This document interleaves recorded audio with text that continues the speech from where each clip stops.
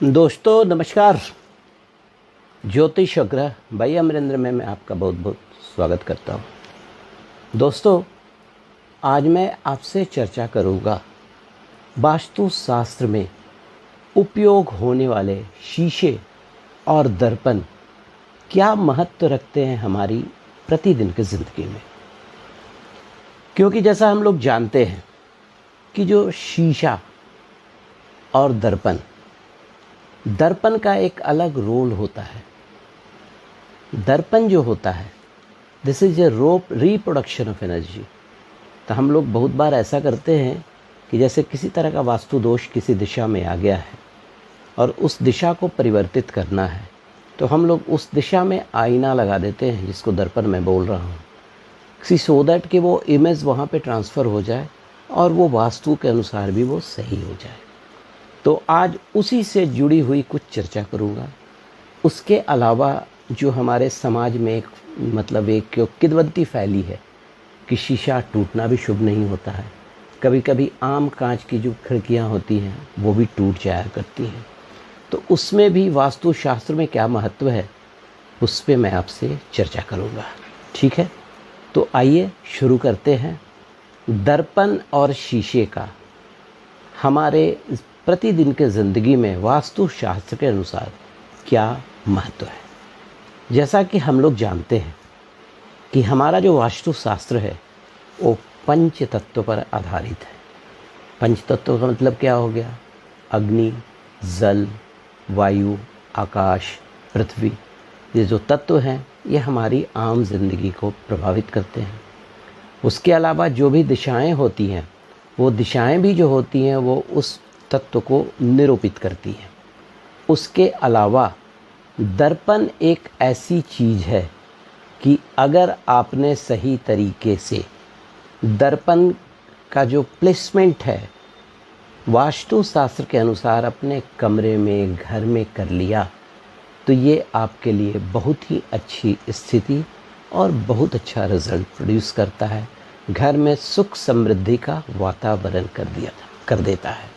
तो आइए आगे बढ़ते हैं कि इसे किस अवसर पर लगाना चाहिए, कैसे लगाना चाहिए।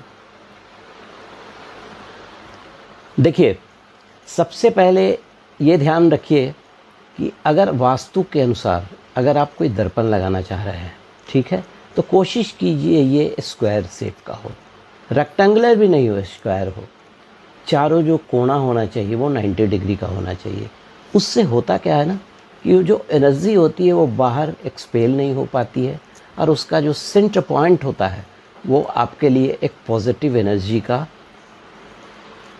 क्या बोलिएगा, एक्सकर्शन करता है, पॉजिटिव एनर्जी प्रोवाइड करता है। कोशिश करनी चाहिए कि गोला या अंडाकार जो दर्पण है या अगर शीशे की खिड़की वगैरह भी लगा रहे हैं तो उन चीज़ों को अवॉइड करें, क्योंकि इससे आपको सकारात्मक ऊर्जा का संचरण और जो कहने का मतलब सकारात्मक ऊर्जा का जो प्रभाव है वो आप नहीं ले पाएंगे। वैसे आपने देखा होगा दोस्तों कि बहुत सारे बेडरूम में डाइनिंग टेबल लगे होते, ड्रेसिंग टेबल लगे होते हैं। नहीं, उसमें मैं बोलूँगा कि सबसे पहले आप कोशिश कीजिए कि बेडरूम वगैरह में ड्रेसिंग टेबल ना हो, क्योंकि मैंने आपसे चर्चा किया कि आईना जो होता है this is a reproduction of energy. तो होता क्या है कि जब आप सोते हैं तो आपकी जो निद्रा के समय एक सबकॉन्शियस माइंड वो बाहर निकल के ट्रैवल करता है। तो अगर बाहर निकल के ट्रैवल कर रहा, आपने देखा होगा कि कोई सोया आदमी है, अगर आप उनको अचानक जगाने जाएं तो अचानक वो घबरा के उठ जाते हैं, क्या हुआ, इस तरह की करते हैं। तो उसमें कोशिश करना चाहिए कि अगर किसी कारणवश दर्पण आपके बेडरूम में लगा भी हो तो पॉइंट नंबर 1 वो ऐसी दिशा में लगा हो कि उसमें आपकी प्रतिबिंब नहीं आए। अगर प्रतिबिंब आ भी रहा है तो कोशिश कीजिए कि उसको रात में सोने के समय ढक दें, क्योंकि आपका जो सबकॉन्शियस माइंड है जब आप सोते हैं तो जब वो ट्रैवल करने जाता है ना तो वहाँ पे उसको 2 इमेज दिखाई पड़ेगा, एक आप जो सोए हैं वो और शीशा में दूसरा। तो अल्टीमेटली क्या होगा कि ये आपके ऑरा और एनर्जी को कमज़ोर पड़ेगा और तबीयत से संबंधित आपके रोग से संबंधित कुछ परेशानियां आ जाती हैं। पॉइंट नंबर 2, कभी भी भूल कर भी घर में टूटा हुआ शीशा या दर्पण न रखें।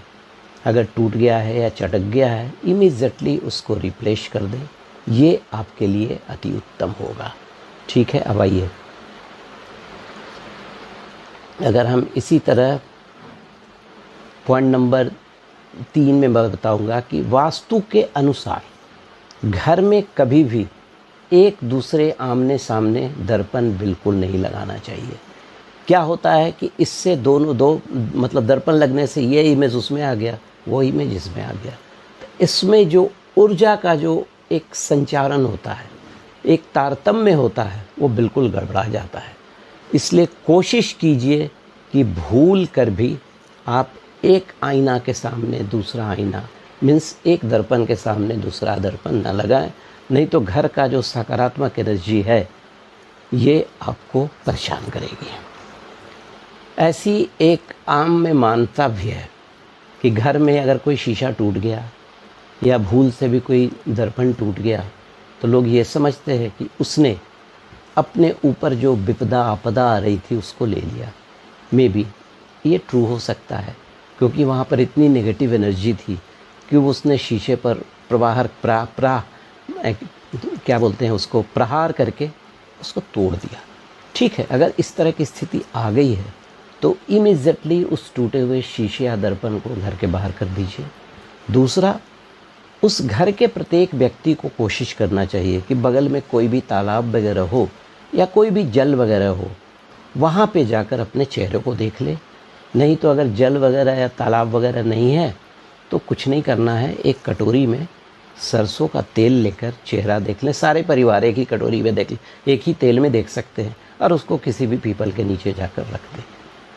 अब आइए चर्चा करते हैं कि अगर आपके घर में दर्पण है तो उसका प्लेसमेंट किस दिशा में होना चाहिए। जी हाँ, उसका प्लेसमेंट सिर्फ 2 दिशाओं में हो सकता है, एक नॉर्थ में, दूसरा ईस्ट में।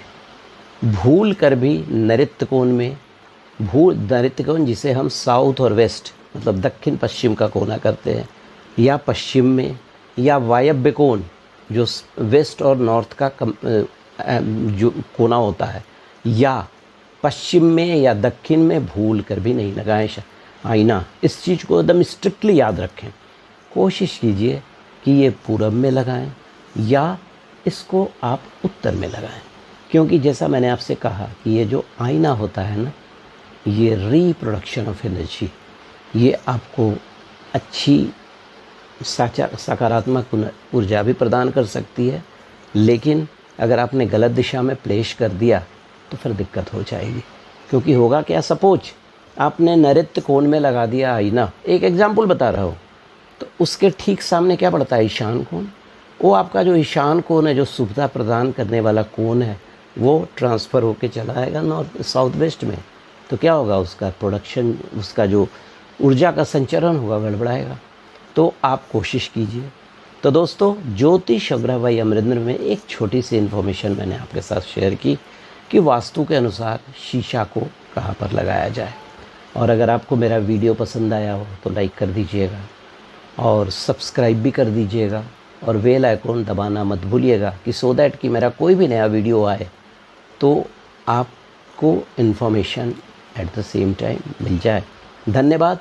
मिलते हैं अगले वीडियो में किसी नए टॉपिक के साथ। धन्यवाद।